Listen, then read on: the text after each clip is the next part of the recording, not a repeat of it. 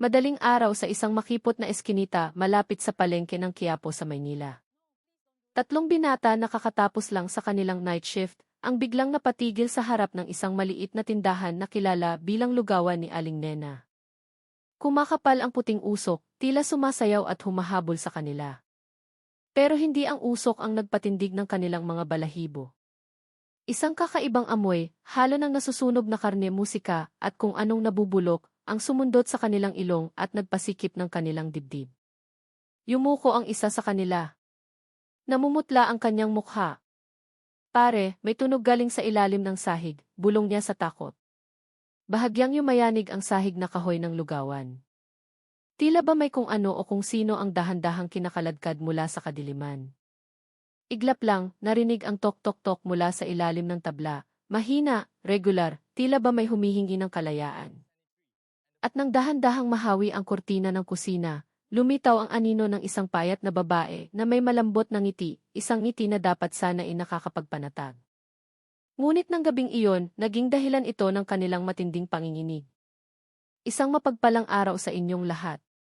Maglaan tayo ng sandaling panahon upang manalangin at humiling ng gabay at proteksyon. Sana sa pamamagitan ng panalangin, maging panatag ang ating mga puso at mapuno ng pagpapala ang ating mga buhay. Laging maingay ang umaga sa Maynila, pero may isang maliit na sulok malapit sa palengke ng Quiapo na iba ang pakiramdam araw-araw, mas buhay, masiksikan, at hindi maipaliwanag kung bakit mas kahina-hinala. Makipot ang eskinita, kasya lang ang dalawang motorsiklo kung magkakasalubong. Gayunpaman, tuwing umaga ay humahaba ang pila sa isang maliit na pwesto na hindi lalampas sa 0 square meters ang laki. Ang tindahan ay tinatawag na lugawan ni Aling Nena, pagmamay-ari ng isang babaeng pamilyar na ang mukha sa mga residente, si Aling Nena, Nena Cruz. Isang 48 anyos na babae na may malambot na ngiti na hindi kumukupas. Mula sa malayo, ang amoy ng lugaw na may halong laman loob na umaasibo mula sa malaking kaldero ay laging nagpapahinto sa mga tao. Ang amoy ng malinamnam na sabaw, mainit na pampalasa, at budbod ng pritong bawang ay tila tumatawag sa mga tao para dumaan. Hindi mahalaga kung nagmamadali sila o hindi, iba ang lugaw ni Aling Nena, sabi ng mga tao sa palengke. Malambot ang karne, matamis ang sabaw, malinis ang laman loob, at hindi malansa. Pero ang pinakasikat ay ang kanyang special lugaw. Marami ang nagsasabi na ang lasa nito ay higit na malinamnam kaysa sa anumang lugaw sa Maynila.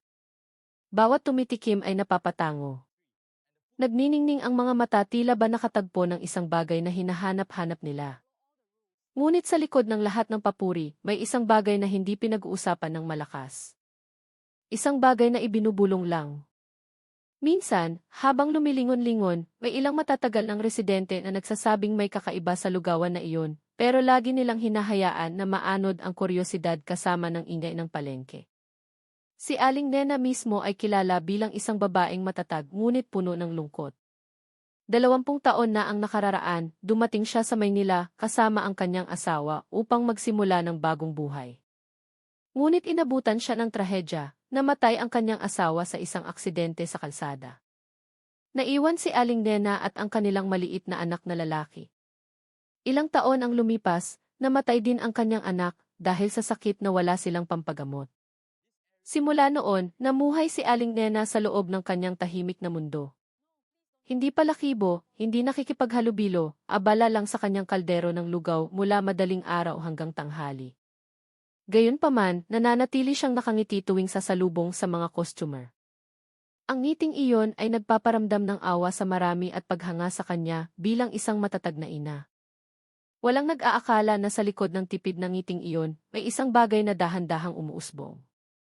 Maaaring lihim, maaaring kalungkutan, o isang bagay na mas madilim pa. Lalong sumikat ang lugawan, kaya nagpa siya ang isang binata mula sa Cavite na nagngangalang Ryan na magtrabaho doon. Bata pa si Ryan, masigla at mabilis kumilos. Madalas niyang sabihin, masarap patrabaho si Aling Nena, mabait, mahaba ang pasensya, hindi nagagalit. Pero ilang linggo matapos magsimula, nakaramdam siya ng kakaibang bagay na mahirap ipaliwanag. Madalas utusan si Ryan na linisin ang kusina pagkasara ng tindahan. Ang maliit na kwarto sa likod ng lugawan ay mamasa-masa. Ang amoy ng basang lupa ay humahalo sa amoy ng mga rekado na nakadikit pa sa kawali at mga gamit sa pagluluto. Pero ang nagpapataas ng balahibo niya ay hindi ang amoy, kundi ang malabong tunog mula sa ilalim ng sahig, tulad ng kinakaskas o hinihila na mabigat na bagay. Minsan parang may kumakatok ng mahina mula sa ilalim ng tabla. Unang beses niyang marinig ito, nagmamadaling lumabas si Ryan sa harapan. Nay, ano po yung tunog na iyon? May naririnig ako sa sahig sa likod. Tinitigan lang siya ni Aling Nena at ngumiti ng dahan-dahan. Ah, daga lang yan, iho. Marami dito niyan. Tumango si Ryan. Kahit na tumututol ang kanyang puso, hindi kayang payanigin ng daga ang sahig ng ganoon. Isang gabi, habang nagbubuhat siya ng timba ng tubig, kumurap ang ilaw sa kusina at namatay sandali. Sa dilim na iyon, nakita niya si Aling Nena na binubuksan ang takip ng isang malaking stainless na kaldero sa sulok ng kusina, ang kalderong hindi niya kailanman hinahawakan kapag bukas ang tindahan. Makapal na usok ang lumalabas mula sa loob nito. Dahan-dahang hinalo ni Aling Nena at inangat ang isang kakaibang piraso ng karne. Ang hugis ay hindi mukhang manok o baka. Mahaba, maputla at ang dulo ay parang bakas ng kasukasuan. Nanigas si Ryan, kilabot na kilabot hanggang sa manlamig ang kanyang likod. Pero biglang lumingon si Aling Nena. Lumabas ang kanyang ngiti, ang parehong ngiti kapag nagsisilbi sa mga customer. Hindi ka pa umuwi. Mahinahon at malambot ang boses niya. Nagulat si Ryan at tanging-tango lang ang nagawa. Pero nang gabing iyon, hindi na siya bumalik. Sa takot na nagpapasikip sa kanyang dibdib, nag-impake siya at umalis ng Maynila sakay ng night bus. Nang hindi lumilingon kahit kaunti. Kinaumagahan, nagbukas ang lugawan tulad ng dati. Patuloy na dumarating ang mga suki, pinupuri ang lasa ng lugaw na lalong nakakaadik. Walang nakapansin na mas mabilis kumilos si Aling Nena, mas pulido. Tila ba naghahanda siya ng isang bagay na sanay na niyang gawin. Sa palengke, nagsimulang umugong ang bulong-bulungan tungkol sa ilang namumulot ng basura at manggagawa na hindi na nakikita. Baka lumipat ng pwesto, sabi ng iba. Sa malaking lungsod tulad ng Maynila, dumarating at umaalis ang mga tao ng walang bakas. Walang talagang pumapansin. Tanging isang tao lang ang lihim na nagmamasid, si Mang Carding. Isang barangay tanod. Isang matandang lalaki na may matatalim na mata na nakatira sa eskinita ng mahigit 10 taon. Nakikita niya ang maliliit na bagay na binabaliwala ng iba. Ang ilaw sa kusina ng lugawan na nakabukas hanggang madaling araw. Ang tunog ng mabibigat na bagay na hinihila. At paminsan-minsan, ang anino ni Aling Nena na nagdadala ng malalaking sako sa kusina sa likod. Mag-isang nakatira ang babaeng yan, bulong niya. Pero gabi-gabi laging may ipinapasok.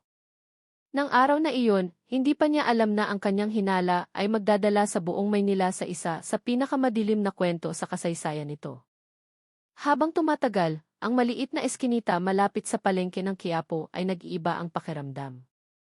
Hindi dahil lalong dumadami ang tao sa lugawan ni Aling Nena, kundi dahil isa-isa nang nawawala ang mga taong karaniwang paggalagala sa paligid ng palengke. Ang una ay isang matandang namumulot ng basura na tinatawag na Mang Dani. Tuwing umaga ay nakaupo siya sa harap ng lugawan, naghihintay ng mga tirang pagkain mula sa mga customer. Isang araw, hindi na siya nakita. Sumunod naman si Jojo, isang kargador na madalas makikain ng lugaw bago magtrabaho. Pagkatapos noon, isang naglalako na nagngangalang Sammy ang nawala rin ng parang bula. Nagkibit-balikat lang ang mga tao sa palengke. Ganyan talaga, naghahanap ng ibang mapagkakakitaan, sabi nila. Walang seryosong pumansin maliban kay Mang Carding. Nagsimulang maramdaman ng matanda na may kung anong nakabitin sa hangin. Isang bagay na hindi maipaliwanag pero hindi niya maignora. Tuwing gabi, kapag nakaupo siya sa balkonahe ng kanyang bahay, nakikita niya ang aandap-andap na ilaw mula sa kusina ng lugawan ni Aling Nena. Kahit na kanina pang tanghali sarado ang lugawan. Minsan ay naririnig ang tunog ng nagkikiskisang bakal, minsan naman ay tunog ng mabigat na hinihila sa ilalim ng sahig. Isang gabi, nakita niya si Aling Nena na humihila ng isang malaking sako patungo sa kusina sa likod. Mabagal ang hakbang ng babae, pero mukhang mabigat ang laman ng sako. Nang mapansin ni Aling Nena na nakatingin si Mang Carding, lumingon siya. Isang tipid na ngiti ang lumitaw sa kanyang mukha. Isang ngiti na para sa marami ay nakakapagpanatag. Pero nang gabing iyon, nagpatayo ito ng balahibo sa batok ni Mang Carding. Bakit nagtatrabaho pa kayo ng gabi, Aling Nena? Sigaw ni Mang Carding mula sa balkonahe. Tumango lang si Aling Nena at isinara ang pinto ng kusina nang hindi sumasagot. Kinaumagahan, nagbukas ulit ang lugawan tulad ng dati. Mas mahaba pa ang pila kaysa dati. Isa sa mga nakapila ay ang truck driver na si Berting. Isang regular na suki na linggo-linggong dumadaan bago maghatid ng paninda sa mga pwesto sa palengke.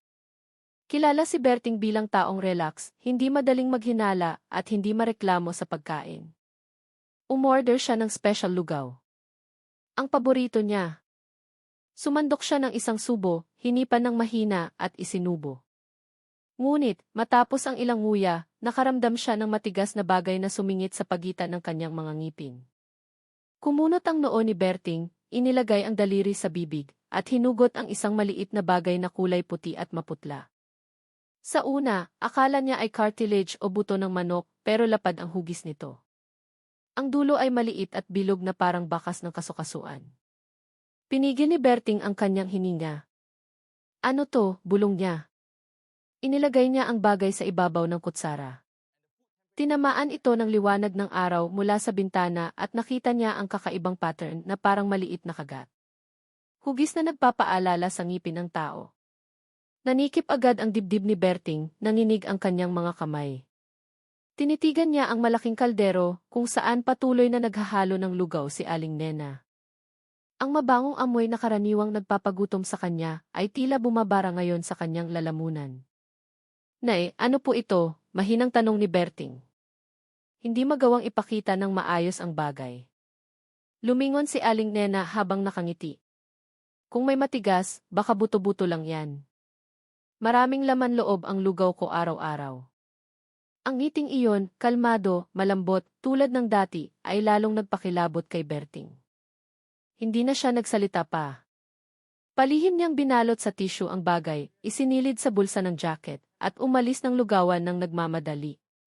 Sa buong biyahe papunta sa bodega kung saan siya nagtatrabaho, magulo ang isip niya, umaakyat ang pagkasulasok mula sa tiyan. Sa tuwing naaalala niya ang hugis ng puting bagay na iyon, tumatayo ang kanyang balahibo. Pagkarating sa bodega, hindi siya makapagtrabaho. Naupo siya ng tulala, pinagbabaliktad ang tissue na mailamang buto. Sa wakas, naalala niya ang isang kaibigan, isang forensic analyst sa crime lab. Naglakas loob si Berting na magpadala ng maikling mensahe, "Pare, may nahanap ako sa lugaw. Pwede bang ipacheck? Parang buto, pero iba eh." Ilang oras ang lumipas, iniabot niya ang bagay sa kanyang kaibigan. Pareho silang kinakabahan pero sinusubukang maging rasyonal. Baka buto lang ng manok, sabi ng kaibigan niya habang nakangiti ng pilit. Pero alam ni Berting mula sa panginginig ng boses nito na maging ang lalaki ay hindi sigurado. 2 araw ang lumipas, dumating ang tawag. Mabigat ang boses sa kabilang linya. Nagpipigil ng kung ano. Berting, umupo ka muna. Pakiramdam ni Berting ay nahulog ang puso niya. Hindi yan buto ng manok, hindi hayop. Tumahimik sandali. Berting. Buto yan ng daliri ng tao. Tila huminto ang mundo ni Berting. Ang maingay na kalsada ng Maynila ay biglang naging tahimik. Nanginginig ng sobra ang kamay niya, kaya muntik nang mahulog ang cellphone. Paulit-ulit na humahampas sa ulo niya ang mga salitang iyon. Buto ng daliri ng tao.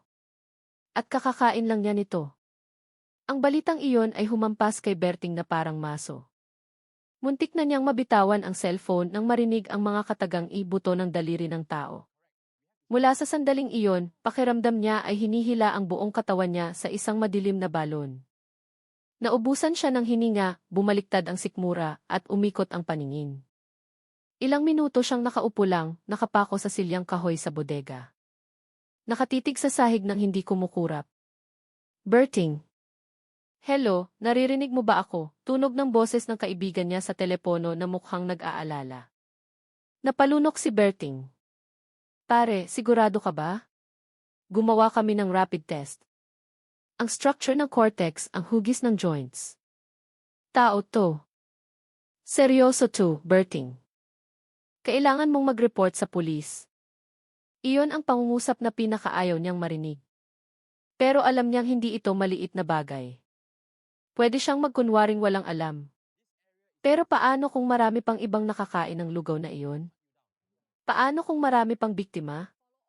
Gamit ang nanginginig na kamay. Pumunta siya sa pinakamalapit na presinto. Agad na tinawag ng desk officer ang kanyang superior, matapos ilapag ni Berting ang maliit na bagay na nakabalot ng maayos sa transparent plastic. Nanigas ang opisyal, tinawag ang kanyang senior, at sa loob lang ng ilang minuto, ang maliit na kwarto ay naging emergency headquarters. Saan mo nakuha to? Tanong ng isa sa mga investigador. Matalim ang tono pero kontrolado. Sa lugaw, mahinang sagot ni Berting. Lugaw. Sa lugawan ni Aling Nena.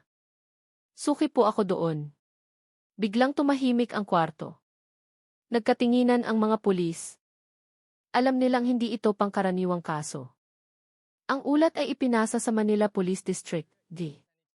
Nang gabi ring iyon, ang kumpletong file ay ipinadala sa mesa ni Major Agapito, ang hepe ng Special Criminal Unit na kilala sa pagiging metikuloso at hindi kailanman nagbabaliwala ng kahit maliit na ulat. Binasa ni Major Agapito ang ulat ng hindi kumukurap. Naging seryoso ang kanyang mukha.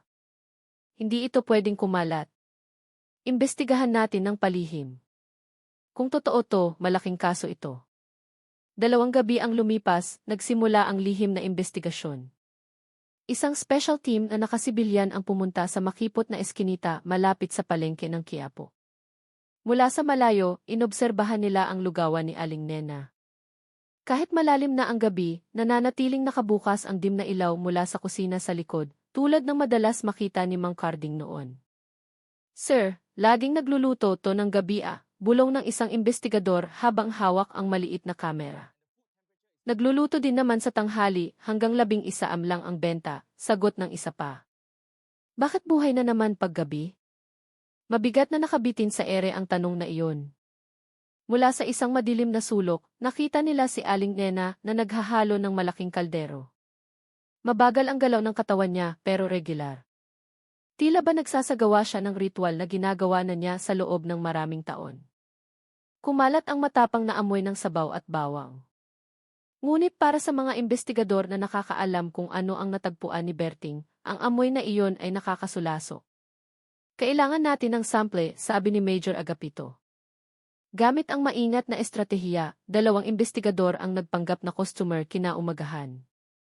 Bumili sila ng 3 order ng special lugaw at agad itong dinala sa forensic laboratory.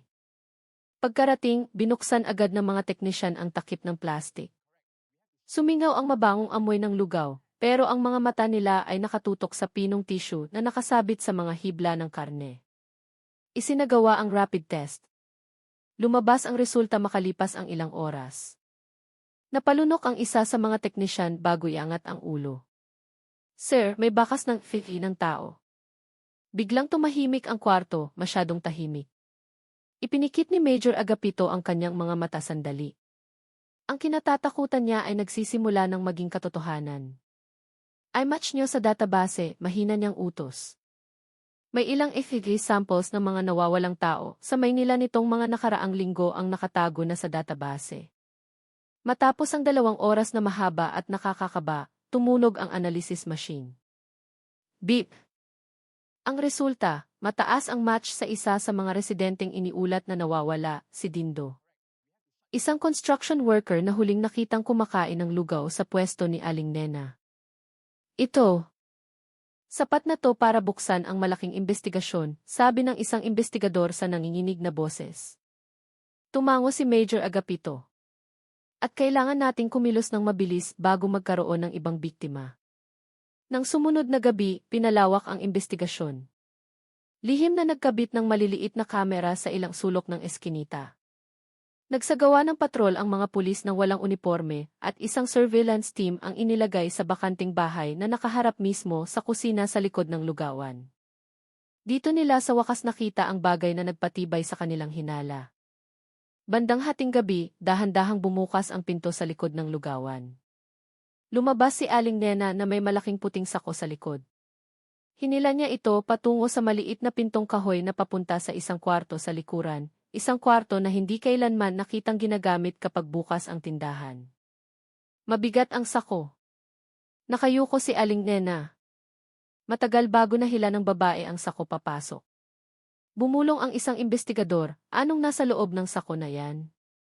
Walang sumagot. Matapos pumasok ulit si Aling Nena, ilang minuto ang lumipas ay narinig ang tunog ng nagkikiskisang bakal. Klang klang klang. Sinundan ng tunog ng mabigat na bagay na nahulog mula sa maliit na bintana. Nakita ng mga investigador ang anino ni Aling Nena na nagbubuhat ng kung ano at inilalagay ito sa higanting kaldero.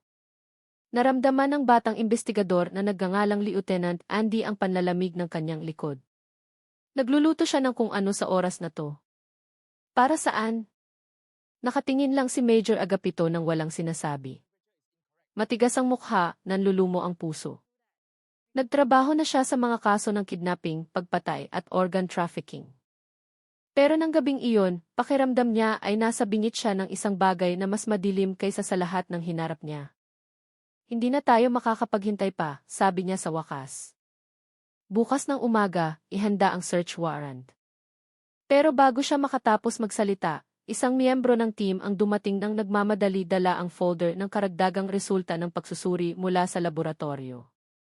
Major, nakahanap kami ng pangalawang EA. Napakataas ng match rate. Pag-aari ito ni Sammy, ang naglalako na nawala noong nakaraang linggo. Natahimik ang buong team. Sa isang gabi, ang kaso ay nagbago mula sa simpleng hinala patungo sa bangungot na hindi na mababawi. Sa makipot na eskinitang iyon, nanatiling nakatayo ng tahimik ang lugawan ni Aling Nena. Sa loob ng kusina, patuloy na kumukulo ng mahina ang malaking kaldero, naglalabas ng tunog na blop blop blop na parang mabigat na hininga ng isang bagay na nagtatago sa ilalim ng kadiliman. At bukas ng gabi, sasabog ang lahat ng lihim na iyon. Kinaumagahan, mas mabigat ang pakiramdam ng hangin sa Maynila kaysa karaniwan. Mababang nakabitin ang mga ulap. Tila ba alam nilang may madilim na mangyayari? Sa opisina ng Criminal Investigation Unit ng Manila Police, nakatayo si Major Agapito sa harap ng whiteboard, nakatitig sa mga litrato ng mga biktima na nakadikit ng dikit-dikit. Ang mga mukha nila ay tila nagmamakaawa ng sagot. Hindi na ito kaso ng missing persons, sabi niya sa matatag na tono. Murder ito. At ang salarin ay malaya pa ring nagluluto ng lugaw tuwing umaga. Sa harap niya, nakaupo ng tuwid ang mga investigador. Hawak ni FT. Andy ang folder na naglalaman ng pinakabagong city analysis. Hindi matatag ang kamay niya. Noong nakaraang gabi, 1 oras lang ang tulog niya. Sa tuwing ipipikit niya ang mata, ang nakikita lang niya ay ang kumukulong malaking kaldero, ang puting sako na hinihila ni Aling Nena, at ang mga putol na anino na gumagalaw sa likod ng kortina ng kusina. Lieutenant Andy. Nag-report siya, pirmado na ang search warrant. Pwede na tayong kumilos ngayong gabi. Tumango si Major Agapito. Bawal magkamali. Kung totoo ngang may itinatago si Aling Nena sa ilalim ng sahig. Kailangan nating mahanap yon bago pa niya maitago ang ebidensya. Isa-isa, tinanggap ng mga miyembro ng team ang tungkulin sa surveillance, documentation, demolition at pag-aresto sa suspect. Isang maliit na operasyon ngunit malaki ang panganib. Alam nilang lahat kung ano ang posibleng mahanap nila, pero walang nangahas na sabihin ito ng malakas. Pagsapit ng gabi, nagsimulang tumahimik ang makipot na eskinita malapit sa palengke ng Quiapo. Ang mga aandap-andap na ilaw ay nag-iiwan ng mahahabang anino sa pader. Umuwi na ang mga tao sa kani-kanilang bahay. Hindi nila alam na ilang metro mula sa kanila, isang team ng mga investigador ang nagtatago sa dilim. Naghihintay ng tamang sandali para kumilos. Sarado na ang lugawan ni Aling Nena mula pa kaninang tanghali. Nakasara ng mahigpit ang bamboo blinds. Ngunit mula sa maliit na siwang ng kusina sa likod, kumukurap-kurap ang madilim na dilaw na ilaw. Nasa loob pa siya, bulong ng isa sa mga miyembro habang sumisilip. Napalunok si F2. Andi na nasa tabi niya. Tingnan mo, sanay si Aling Nena na magtrabaho hanggang hating gabi. Mula sa siwang ng bintana. Nakita nila si Aling Nena na nakatayo sa harap ng malaking kaldero. Matatag ang galaw niya. Tila hindi napapagod. Paminsan-minsan ay yumuyuko siya, may kinukuha sa timba at inilalagay sa kaldero. Walang ekspresyon sa mukha niya, tanging katahimikan na nakakapangilabot. Parang ritual, bulong ng isang investigador. Tumango ng mahina si Andy. Ritual na nagdadala ng kamatayan. Alas 11:45 ng gabi, 11:45. Lalong kinabahan ang team. Binuhay ni Major Agapito ang maliit na radyo sa kanyang sinturon. Handa na ang lahat. Kikilos tayo sa loob ng 15 minuto. Nagtinginan ang mga investigador. Walang nagsalita. Hindi na kailangan. Dinaganan ng hangin sa gabi ang kanilang mga dibdib, tila ba ang Maynila mismo ay nagpipigil ng hininga. Si Mang Carding, na nagkataong nakaupo sa balkonahe ng gabing iyon, ay nakakita ng ilang madidilim na anino na mabilis na gumagalaw. Alam niyang may mangyayari. Bumulong siya sa sarili, sa wakas, darating na rin ang katotohanan. Eksaktong alas 11:30 ng gabi. Sugod! Sa loob ng ilang segundo, 5 investigador ang tumalon mula sa kanilang pinagtataguan, mabilis na kumilos patungo sa pinto ng kusina sa likod. 2 pa ang pumasok mula sa pinto sa harap. Biglang tumahimik ang buong eskinita. Tanging ang tunog ng sapatos na humahampas sa sahig ang nangingibabaw. Blag! Malakas na tinulak ang pinto sa likod. Pulis! Huwag kang kikilos! Napatalon si Aling Nena.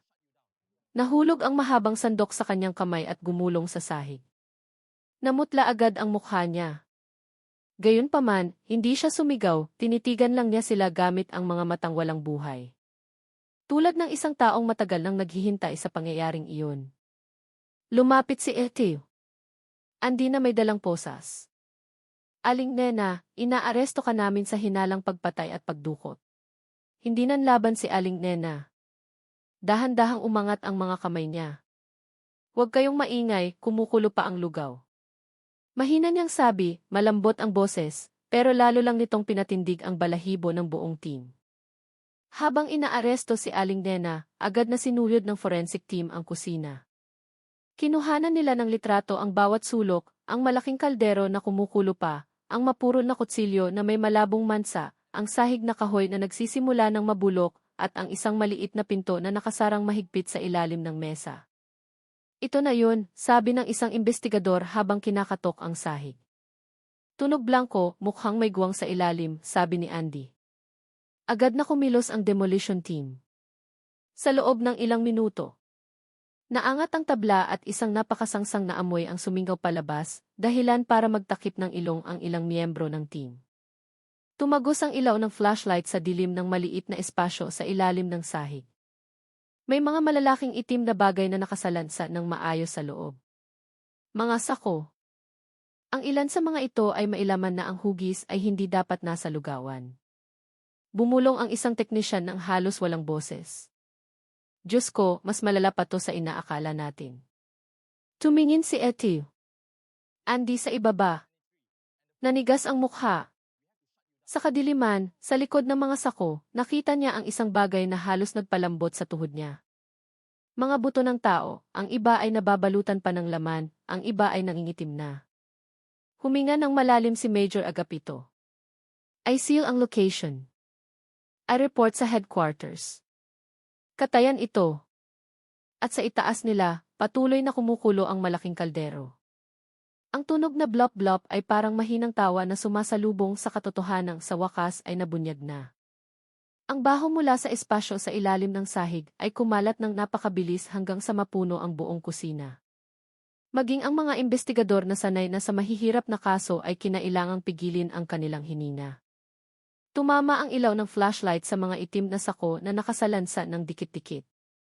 Ang iba ay basa pa. Ang iba naman ay nagsisimula ng matuyo, tila ba ilang araw nang nakaimbak.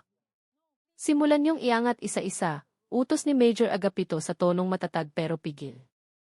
Dahan-dahang bumaba ang 2 teknisyan na may makakapal na gloves. Bahagyang gumalaw ang sahig na kahoy sa paligid ng butas.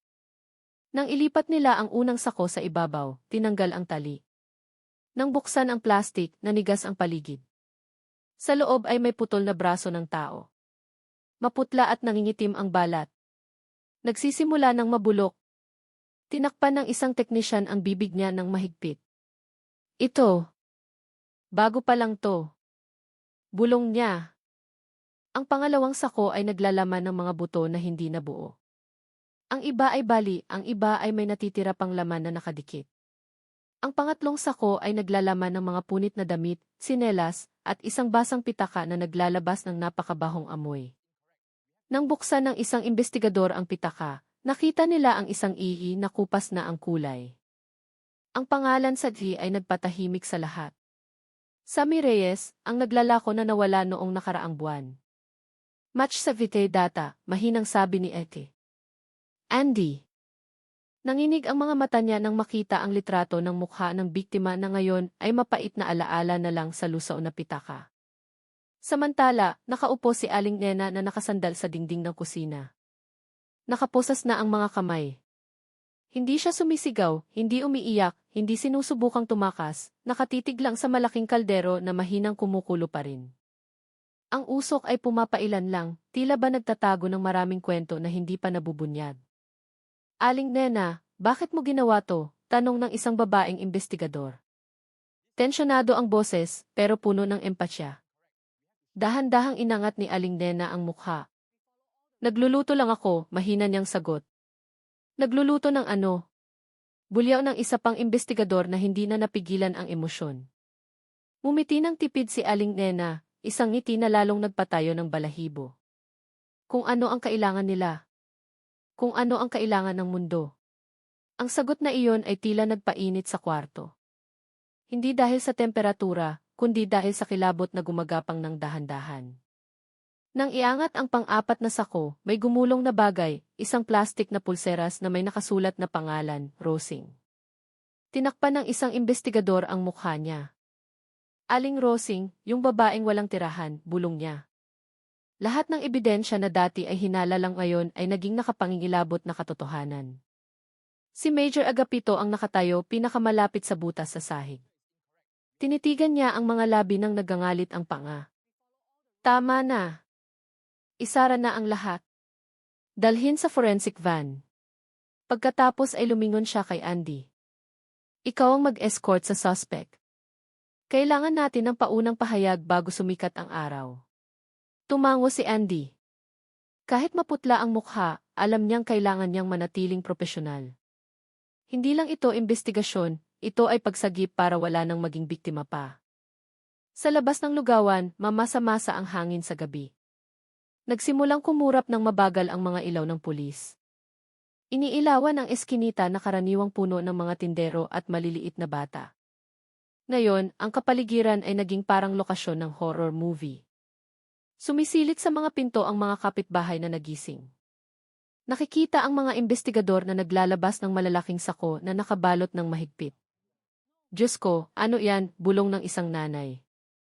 Walang sumasagot. Ang tunog ng sapatos at kumakaluskos na plastik ay sapat na para ipaliwanag ang lahat.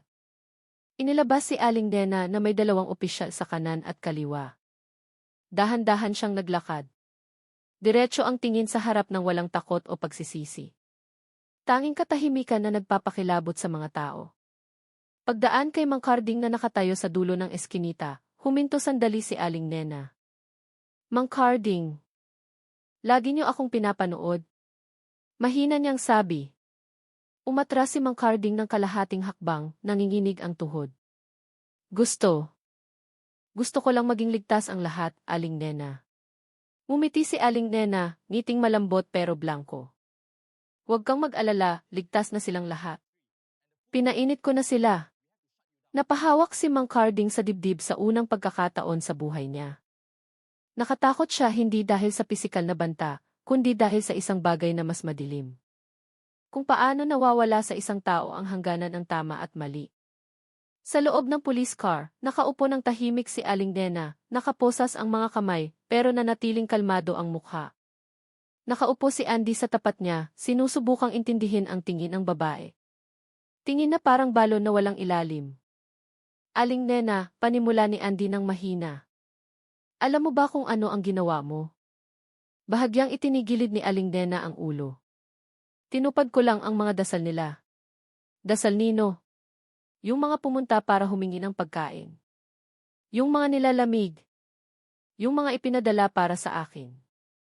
Naramdaman ni Andy ang pagtayo ng balahibo niya. Isinara niya ang notebook. Tumingin sa bintana ng sasakyan. Ang gabi sa Maynila ay tila mahaba at puno ng anino.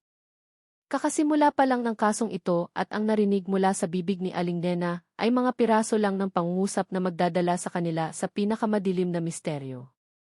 Nasil na ang lugawan, nahanap na ang ebidensya, at ngayon ay panahon na para marinig ang kwento mula sa bibig ng salarin. Isang kwento na maaaring ayaw marinig nino man. Sa interrogation room ng Manila Police District, malamig at nakaka-pressure ang hangin. Ang puting neon light sa kisam ay umiilaw ng stable. Ngunit ang liwanag na iyon ay lalong nagdaragdag ng menusok na tensyon. Sa gitna ng kwarto, nakaupo ng tahimik si Aling Nena. Ang parehong kamay ay nakaposa sa ibabaw ng malamig na metal na mesa. Blanko ang tingin, hindi blanko dahil sa takot, kundi blanko tulad ng isang taong nawalan na ng koneksyon sa mundo. Binuksan ni St. Andy ang pinto at pumasok.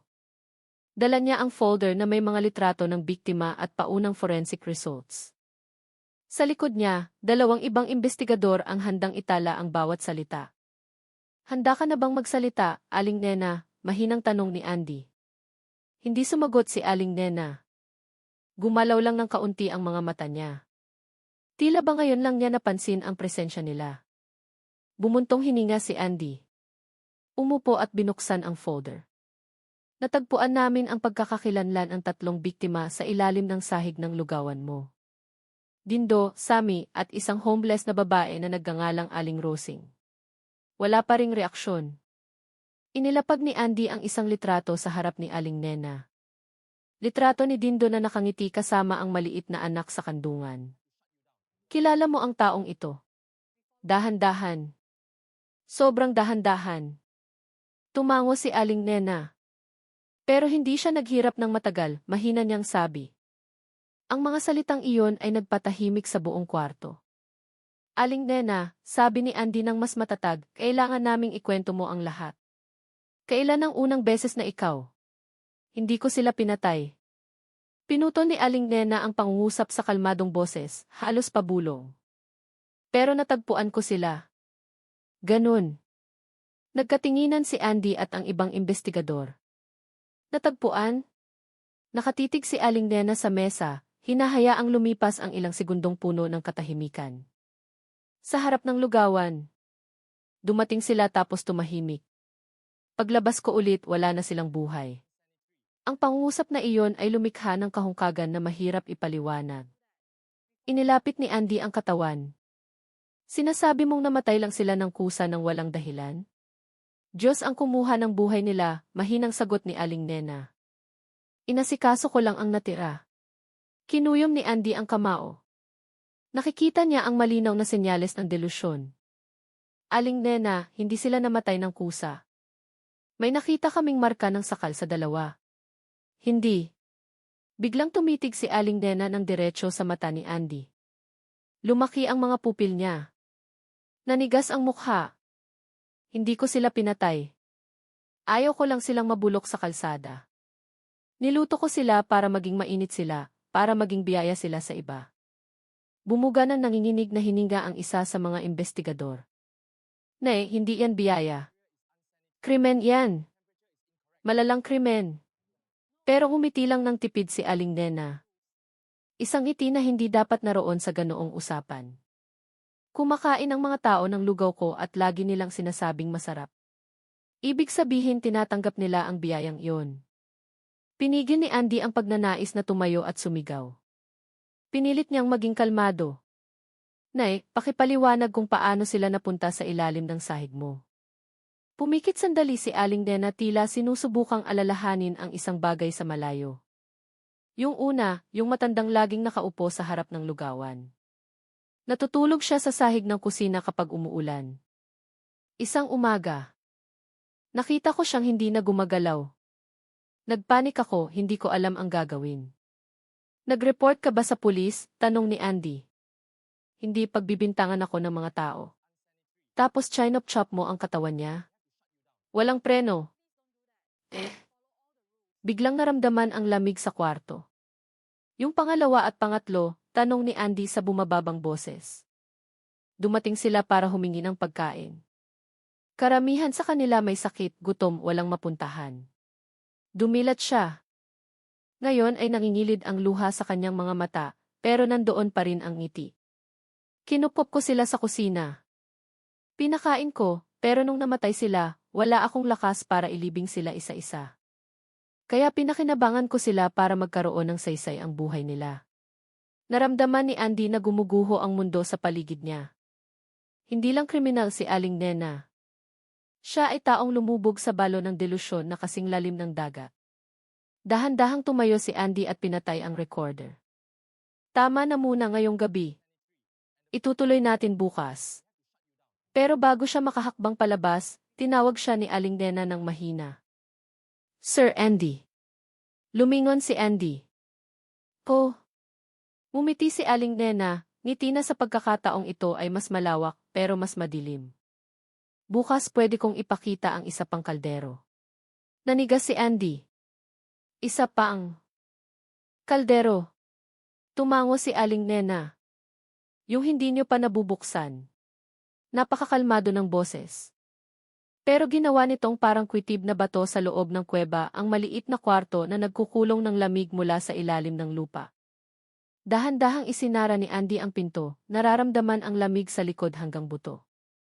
Alam niyang kung anuman ang nasa iisa pang kaldero, ay tiyak na ang pinakamadilim na bahagi ng misteryong ito. Kinaumagahan, tila mas tahimik ang paligid ng palengke ng Quiapo kaysa karaniwan. Nagsisimula palang magbukas ang mga tindahan. Ngunit ang makipot na eskinita kung nasaan ang lugawan ni Aling Nena ay napalibutan na ng yellow police line. Ilang pulis ang nagbabantay, pinagbabawalan ang mga usisero na lumapit sa selyadong lugar. Bumalik sina Major Agapito, Andy at ang forensic team sa kusina ng lugawan. Ang pinto sa likod na sinira noong nakaraang gabi ay nakabukas ng malaki. Ipinapakita ang masikip na kusina na mukhang mas nakakatakot sa liwanag ng umaga. Naunang pumasok si Andy. Ang malaking kaldero na kumukulo pa kagabi ay patay na ang apoy. Ngunit ang amoy ng matapang na sabaw at nilagang karne ay nakabitin pa rin sa hangin. Tumutusok sa bawat paghinga. Sabi niya may isa pang kaldero na hindi pa natin nabubuksan, sabi ni Andy. Mababa ang boses pero puno ng diin. Tumango si Major Agapito. Hanapin niyo. Mabilis na kumilos ang team para suriin ang bawat sulok ng kusina. May 3 malalaking kaldero. 2 ang nasuri noong nakaraang gabi. Ang kaldero ng pangunahing sabaw at kaldero ng laman loob. Pero ang pangatlong kaldero na nasa dulo ng sulok malapit sa dingding ay mahigpit na nakasara gamit ang makapal na bakal na takip na may improvised na lock. Ito na iyon, sabi ng isang forensic technician habang itinuturo ang kaldero. May dagdag na lock, hindi gaya ng iba. Naramdaman ni Andy na bumibilis ang tibok ng puso niya. Buksan ng dahan-dahan. I document ang bawat step. 2 technician ang nagsuot ng mask, vest, at makakapal na gloves. Ginamitan ng bareta para buksan ang lock.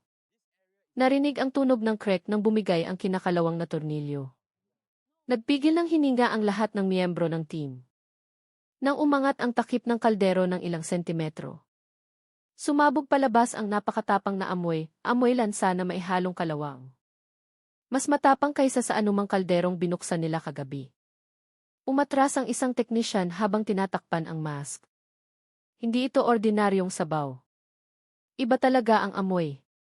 Sa wakas, tuluyang inangat ang takip at nanigas ang lahat. Sa loob ng kaldero, hindi karne na hiniwa ng maayos, hindi laman loob na nilaga, kundi bahagi ng katawan ng tao na halos buo pa. Torso ng lalaking walang kamay at paa na nakababad sa malabong dilaw na likido. Maputla ang balat, maga, pero makikilala pa rin ang hugis. Sa itaas na bahagi may pira-pirasong maikling buhok na nakadikit pa sa ulo. Napasigaw ng mahina ang isang teknisyan. Buong bangkay ito. Nilagay niya.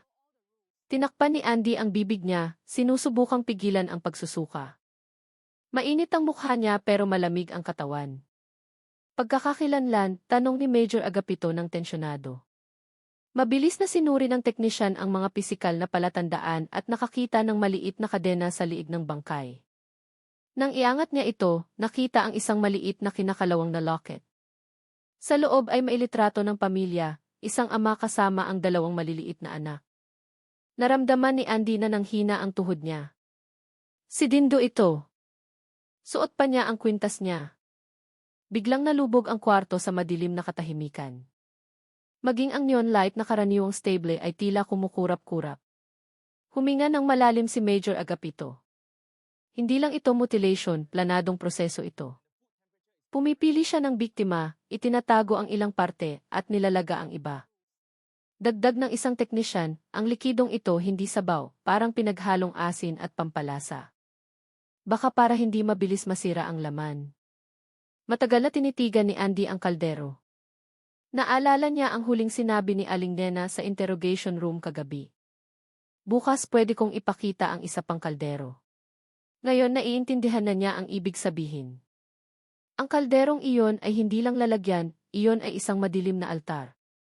Lugar kung saan itinatago ni Aling Nena ang biktimang hindi pa tapos iproseso. Hindi nagtagal. Tumunog ang cellphone ni Major Agapito.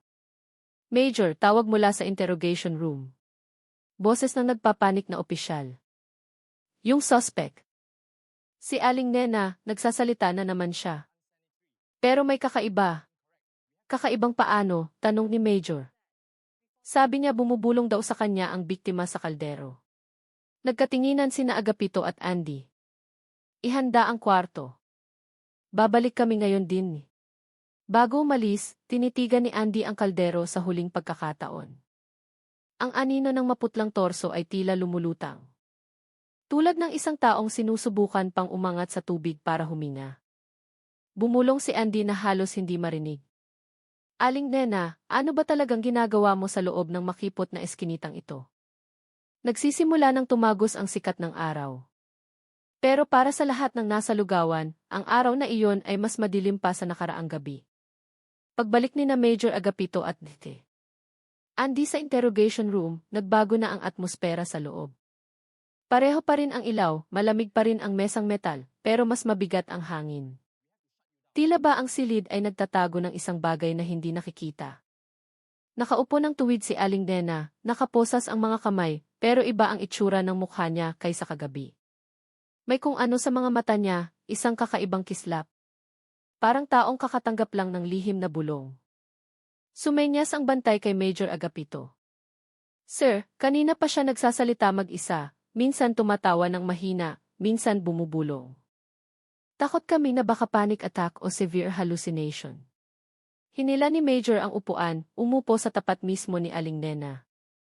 Aling Nena, kache-check lang namin ang kalderong tinutukoy mo. Tumingin sa kanya si Aling Nena. Lumitaw ang maliit na ngiti. Mabuti. Nakita niyo rin sa wakas. Kumunot ang noo ni Andy. Hindi yon lagayan ng pagkain, Nay. Buong bangkay yon. Bakit niyo nilalaga? Pumikit si Aling Nena. Hindi ko nilalaga para kainin. Hindi lahat. Yung nasa kaldero. Kailangan pa niya ng oras. Hindi pa siya handang umalis. Muntik nang mapatayo si Andy sa gulat. Hindi pa handang umalis? Nay, patay na siya. Tinitigan ni Aling Nena si Andy ng malambot. Tila ba si Andy ay batang mahirap makaunawa? Hindi niya naririnig ang boses nila, Sir Andy. Gabi-gabi tinatawag nila ako. Nagpapasama sila. Nagpapalinis sila. Mabilis na sumingit si Major Agapito para kontrolin ang sitwasyon. Aling Nena, huwag kang mag-assume ng ganyan. Kailangan namin ng facts. Hindi bulong. Pero tinitigan ni Aling Nena si Major ng matalim. Major, sa tingin niyo baliw ako? Walang sumagot. Lumawak ang ngiti ni Aling Nena. Siguro nga tama, pero ang kabaliwan ko ang nagpapasarap sa lugaw. Ang mga katagang iyon ay nagpakilabot sa isang batang investigador hanggang buto. Sa buong buhay niya, hindi pa siya nakarinig ng pangungusap na ganoon kakalmado, pero ganoon kamapanira. Hindi nagtagal, kumatok ang pinto. pumasok ang isang lalaking nakasalamin. Siya si U.C. Rico, isang eksperto sa criminal psychology mula sa Camp Crame na ipinatawag matapos makita ng team ang senyales ng matinding delusyon kay Aling Nena. Magandang umaga, Aling Nena, bati ni Easy. Rico nang malumanay. Gusto kong makausap ka tungkol sa ilang bagay. Matagal na tinitigan ni Aling Nena ang doktor bago nagtanong. Doktor, naniniwala ka ba na ang mundo ay puno ng mga ligaw na kaluluwa? Hindi agad sumagot si Easy. Rico. Pumwesto siya sa gilid ng mesa, binuksan ang notebook. Nararamdaman mo ba na nasa paligid mo sila? Nasa lahat sila ng lugar, mahinang sagot ni Aling Nena. Sa kalsada, sa palengke, sa harap ng lugawan ko. Nabubulok sila. Nilalamig. Lumalapit sila sa akin. Dumukwang ng kaunti si Eusy. Rico. At pakiramdam mo kailangan mong tulungan sila? Tumango si Aling Nena. Binibigyan ko sila ng pagkain, matutulugan. Pero kapag namatay sila, hindi ko kayang hayaang mabulok ang katawan nila sa maruming lugar. Kailangan ko silang dalisayin gamit ang apoy, gamit ang mga rekado, gamit ang lugaw. Napalunok si Andy. Bawat salitang lumalabas sa bibig ni Aling Nena ay parang madilim na puzzle na dahan-dahang nabubuo. Nay, tanong ni Easy. Rico. Bakit mo inihahalo ang iba sa kanila sa lugaw na ibinibenta sa customer? Para hindi mawala ang biyaya nila, kalmadong sagot ni Aling Nena. Wala akong pag-aari, pero kaya kong bigyan ang mundo ng isang bagay na hindi kaya ng iba. Mabilis na nagsulat si Eusy. Rico sa notebook. May boses ba na nag-uutos sa'yo na gawin ito? Tumingin sa kawalan si Aling Nena sa pader. Boses ng anak ko. Biglang tumahimik ang kwarto. Magtatanong sana si Major Agapito, pero itinaas ni Easy.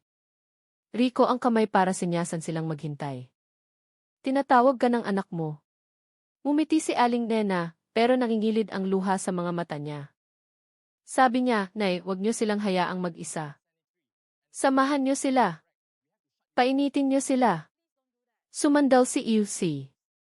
Rico. Alam niyang napakalalim na ng delusyon ni Aling Nena, hinaluan ng trauma, kalungkutan at kawalan na hindi naghilom. Matapos ang isang oras, itinigil ang sesyon. Lumabas si Eusy. Rico ng kwarto na madilim ang mukha. Delikado siya, pero hindi siya yung tipong conscious sa kalupitan niya. Nabubuhay siya sa mundong binuo niya. Mundong kung saan siya ang tagapagligtas, hindi mamamatay tao. Tanong ni Major Agapito, sapat ba ang katinuan niya para managot sa batas? Bumuntong hininga ng malalim si Eusy. Rico. Technically, alam niya ang ginagawa niya. Pero mentally, nabuhay siya ng ilang taon sa madilim na espasyo. Tinitigan ni Andy ang salamin ng interrogation room. Sa loob, nakaupo si Aling Nena ng mag-isa habang tinitingnan ang nakaposas na mga kamay tapos ay ngumiti ng maliit sa isang bagay na hindi nakikita. Kung ano o sino ang tinitingnan niya. At mula sa labas ng kwarto, napagtanto ng investigation team na hindi pa nila naririnig ang buong kwento. Ang pinakamadilim ay magsisimula pa lang. Sa forensic lab, mabilis at tahimik ang trabaho. Walang sigawan, walang kwentuhan. Tanging tunog ng mga kagamitan, printer ng CT test results, at tik ng orasan na mabagal ang galaw. Masusing sinusuri ngayon ang torso na natagpuan sa pangatlong kaldero. Sinuri ni Eusy. Fidel, ang forensic expert, ang mga sugat sa lig. May marka ng sakal dito, sabi niya habang itinuturo ang pasang pabilog. Ibig sabihin hindi namatay ang biktima ng natural, dagdag niya ng mariin. Si Major Agapito nakakarating lang galing sa interrogation ay yumuko para tingnan ang paunang ulat. So lahat ng biktima pinatay. Tumango si Eusy. Fidel. Hindi lang pinatay. Pare-pareho ang pattern. Dumagan ang salarin mula sa likod gamit ang braso o tela para takpan ang bibig. Nakatayo si St. Andy sa gilid. Sayo ang mga mata pero puno ng apoy ng investigasyon. Ibig sabihin nagsinungaling si Aling Nena nung sinabi niyang namatay sila ng kusa. Hindi ganap na nagsinungaling, sagot ni Easy. Fidel habang tinatanggal ang gloves. Siguro sa isip niya ganun niya, pero physically. Malinaw na pinatay sila. Ang salitang pinatay ay umalingganggaw sa kwartong amoy disinfectant. At mula sa labas ng salaming pinto, ang kalderong pinatuyo na ay mukhang piping monumento ng trahedyang hindi may larawan. Samantala, sa interrogation room, nakaupo si Aling Nena ng mag-isa. Nakatiklop ng payapa ang mga kamay. Nakaharap sa maliit na bintanang may rehas. Mukha siyang naghihintay ng bisita, hindi suspect sa serial killing. Pagpasok ni Andy, umiti si Aling Nena. Nakita niyo na sila, di ba? Hinila ni Andy ang upuan. Umupo ng dahan-dahan. Nakita namin ang mga bangkay nila, Nay. Walang buhay. Umiling ng marahan si Aling Nena. Patay ang katawan nila pero hindi ang boses. Sinubukan ni Andy na maging pasensyoso. Aling Nena, may matibay kaming ebidensya na sinakal mo sila hanggang mamatay. Bakit mo ginawa iyon? Hindi agad sumagot si Aling Nena. Tinitigan niya ang mesa. Mukha siyang babaeng inaalala ang madilim na nakaraan na masyado ng matagal na nakalibing. May isang gabi na kumatok ang isang matandang lalaki sa lugawan ko. Nilalamig, gutom na gutom. Binigyan ko siya ng lugaw. Sabi niya gusto niyang matulog sandali sa kusina. Ngumiti ng sandali si Aling Nena, ngiting hindi bagay sa kwentong trahedya. Pero nung lumalamig na ang gabi, nagsimula siyang mangisay. Nagpanik ako. Gusto ko siyang pakalmahin kaya pinigilan ko ang katawan niya. Tinakpan ko ang bibig niya para hindi siya sumigaw. Pero tumigil siya. Naghintay si Andy. Bigla siyang tumigil sa paggalaw. Bumuntong hininga ng malalim si Andy. Nay, hindi yon pagpapakalma, pagpatay yon. Inangat ni Aling Nena ang mukha. Ang mga mata niya ay parang sa batang pinagalitan ng husto. Hindi ko sinasadya pumatay. Gusto ko lang siyang tumahimik. Para hindi magpanik ang mga kapitbahay. Napakadalisay ng boses na mahirap tukuyin kung kasinungalingan ba iyon o delusyon. At pagkatapos noon, tanong ni Andy sa humihinang boses. May dalawang iba pa akong tinulungan. May sakit, gutom, natulog sa kusina ko. At nung dumating ang gabi, dumating ang mga boses. Boses Nino. Boses ng anak ko. Naramdaman ni Andy ang paninigas ng batok niya. Narinig ko siyang nagsabi na tulungan mo sila. Huwag mong hayaang mabulok sila sa kalsada. Painitin mo sila gaya ng pagpapainit mo sa akin noong may sakit ako. Hinawakan ni Aling Nena ang dibdib niya ng marahan. Napakalinaw ng boses. Pakiramdam ko. Tama ang ginagawa ko. Natahimik si Andy.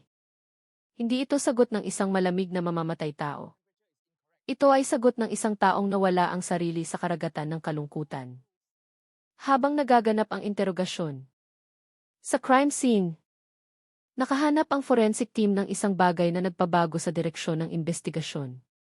Sa maliit na kwartong konektado sa nakatagong sahig, may isang bakal na drum na hindi nakita kagabi. Sa paligid nito ay may mga tirang uling. Pirasong sunog na tela at maitim na likido sa ilalim ng drum. May sinunog dito, sabi ng isang teknisyan. Medyo malaki. Posibleng parte ng katawan na ayaw itago ng suspect. Hinawakan ni Major Agapito ang flashlight at itinutok sa dingding.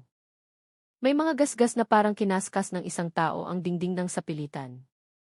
Baka buhay pa ang biktima nung ipinasok. Bulong niya. Tumigil sa pagtatrabaho ang mga teknisyan sandali. Kinilabutan. Palubog na ang araw nang bumalik sina Agapito at Andy para sa huling sesyon, kasama si Aling Nena ng araw na iyon. Aling Nena, sabi ni Agapito. Patag ang boses pero matigas. Nakakita kami ng mga labi ng ibang katawan na sinunog mo. May senyales ng panlalaban. Buhay pa sila bago mo sila ipinasok sa drum. Tumingin sa kawalan si Aling Nena bago tuluyang nagsalita ng mahina. Buhay sila kasi takot sila. Pero nung sinunog ko, nawala ang boses nila at naging tahimik ang gabi. Pumikit sandali si Andy. Napagtanto niya na ang kaharap niya ay hindi lang salarin, kundi isang taong nakulong sa madilim na mundo na walang daan pa uwi. At nang araw na iyon, naunawaan nilang lahat ang kadiliman sa lugawan. Hindi pa umaabot sa ruro. Mayroon pang hindi nabubunyag. Dumating ang araw ng paglilitis ng mas mabilis kaysa sa inaasahan ng mga taga-Maynila. Mula madaling araw, puno na ng tao ang bakuran ng korte. Ang mga tindero na karaniwang naglalako ng pagkain sa paligid ng palengke ay nakatayo ngayon at nagkukumpulan. Pinag-uusapan ang isang pangalan na nitong mga nakaraang buwan ay nagmumulto sa buong lungsod, si Aling Nena. Ang may-ari ng lugawan ni Aling Nena. Ang serial killer na tumatangging umamin na pumatay siya. Sa loob ng courtroom, pinuno ng media ang press gallery. Mahigpit ang seguridad at puno ang hangi ng mga bulong-bulungan na nagpapatindi sa tensyon. Nang bumukas ang pinto sa gilid, 2 pulis ang umescort kay Aling Nena papasok. Mabagal maglakad ang babae. Nakatali ng maayos ang buhok. Maputla ang mukha, pero dala pa rin ang tipid ng ngiti na nagpapalingon sa ibang direksyon sa maraming tao. Ang ngiting dati ay mukhang palakaibigan. Ngayon ay parang madilim na anino na nakadikit sa pader ng courtroom. Nang umupo siya sa upuan ng akusado, tumahimik ang buong kwarto. Binasa ng piskal ang sakdal, matatag ang boses, walang panginginig. Ngunit ang bawat salita ay patalim, premeditated murder, pagpatay gamit ang karahasan, mutilation, paglapastangan sa katawan ng tao, pagsira ng ebidensya, at gawaing posibleng maglagay sa panganib sa publiko. Isa-isang tinawag ang pangalan ng mga biktima. Dindo, Sami, Aling Rosing, mga walang tirahan na walang sinuman sa mundong ito. Bawat pangalan ay umaalingaw-ngaw tulad ng kampana ng kamatayan. Yumuko ang mga tao, may ilang umiiyak ng tahimik. Sa pinakahuling upuan, hawak ni Mang Carding ang maliit na rosaryo.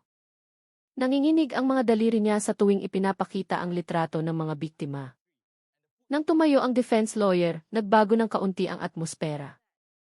Sinubukan ng abogado ni Aling Nena na ipaliwanag na ang kanyang kliyente ay may malalang sakit sa pag-iisip na impluwensyahan ng trauma ng maraming taon, pagkawala ng pamilya, at pamumuhay sa matinding kalungkutan. Hindi siya halimaw. Sabi ng abogado, biktima siya ng sarili niyang buhay. Ngunit hindi marami sa kwartong iyon ang kayang tanggapin ang pangungusap na iyon. Nang pahintulutan ng hukom si Aling Nena na magsalita, muling tumahimik ang buong kwarto. Huminga ng malalim ang babae at nagsalita ng mahina, wala akong intensyong saktan kahit sino. Tinulungan ko lang ang mga lumapit sa akin. Gutom sila, may sakit sila, namatay sila sa harap ko. Inasikaso ko lang sila. Sumabog ang iyak ng ilang tao. May sumigaw, sinungaling. May nagmura. Niluto mo sila, binenta mo sila. Pero nanatiling kalmado si Aling Nena. Nangingilid pa ang luha sa mga mata niya nang idagdag niyang, nawalan ako ng anak. Pagkatapos nun naramdaman kong napakatahimik ng mundo. Kaya nung kinausap nila ako, naniwala ako. Naniwala akong gusto nilang may kasama. Kinatok ng hukom ang maso, pinatahimik ang kwarto. Matapos ang halos 4 na oras na matinding paglilitis, tumayo ang hukom para basahin ang hatol. Patag ang boses pero humahampas parang bagyo. Dahil sa sapat na ebidensya. Testimonya ng mga saksi, forensic results, at pag-amin ng akusado. Hinahatulan ng korte si Nena Cruz ng parusang kamatayan. Ang boses ay humampas sa kwarto tulad ng kulog. Hindi sumigaw si Aling Nena, hindi umiyak. Pumikit lang siya tulad ng taong narinig na ang hatol bago pa ito basahin ng hukom. Gumalaw ng bahagya ang kanyang mga labi. Nagdarasal man o nakikipag-usap sa isang taong hindi nakikita. Si F.T. Andi na sumubaybay sa kaso ay yumuko ng mabigat ang loob. May bahagi sa kanya na galit. Pero may bahagi ring nakakakita sa isang ina na winasak ng kalungkutan na hindi naagapan. Ilang buwan matapos ang paglilitis, giniba ang lugawan ni Aling Nena sa hiling ng mga residente. Ang mga pader na dati ay puno ng amoy ng pritong bawang ay naging alikabok na ngayon. Ang sahig na kahoy na nagtago ng madilim na sikreto ay hinukay, nilinis, at idineklara bilang lokasyon ng trahedya na hindi dapat maulit. Nagtayo ang mga residente ng maliit na dambana. Simple pero nagsisilbing lugar ng dasal. 3 malalaking kandila ang inilagay doon. Sumisimbolo sa 3 biktima na ang pagkakakilanlan ay inaalala na ngayon ng buong lungsod. Tuwing umaga, dumadaan ang mga tao dala ang maliliit na bulaklak o nagsisindi ng kandila sandali. Walang malaking seremonya. Tanging tahimik na pagkilos ng pagpapakatao para sa mga buhay na nagwakas sa trahedya. Sa presinto, nakatanggap si ST. Andi ng balita na naisagawa na ang eksekusyon kay Aling Nena. Binasa niya ang ulat ng mabigat ang loob. Walang salitang makakapaglarawan sa pakiramdam na iyon, halo ng ginhawa, lungkot at kahungkagan. Sa huling sulat na iniwan ni Aling Nena sa selda, may iisang simpleng pangungusap, sa wakas, makakasama ko na ulit ang anak ko. Dahan-dahang isinara ni Andy ang sulat. Alam niyang ang kasong ito ay magiging mahabang anino sa kanyang karera. Hindi lang dahil sa kalupitan nito, kundi dahil nagturo ito ng isang bagay. Ang kalungkutan ay maaaring lumikha ng madilim na bangin sa kaluluwa ng tao. At kapag walang kamay na umaabot, pwedeng mahulog ang tao ng sobrang lalim para makabalik pa. Sa wakas ay bumalik na sa tahimik ang Maynila. Ang ingay ng palengke, tawa ng mga bata, at amoy ng pagkain ay muling pumuno sa mga eskinitang dati ay puno ng bulong ng lagim. Gayunpaman, sa tuwing may dumadaan sa dating pwesto ng lugawan ni Aling Nena, humihinto sila sandali para tingnan ang maliit na dambana at alalahanin ang isang aral. Ang kadiliman ay hindi laging nanggagaling sa masasamang tao. Minsan, ang kadiliman ay ipinapanganak mula sa pusong masyadong matagal na hinayaang mag-isa. At sa pamamagitan lang ng pagmamalasakit, kahit simpleng pagtatanong ng iayos ka lang ba? Maiiwasan nating malunod ang isang tao sa dilim na hindi natin nakikita.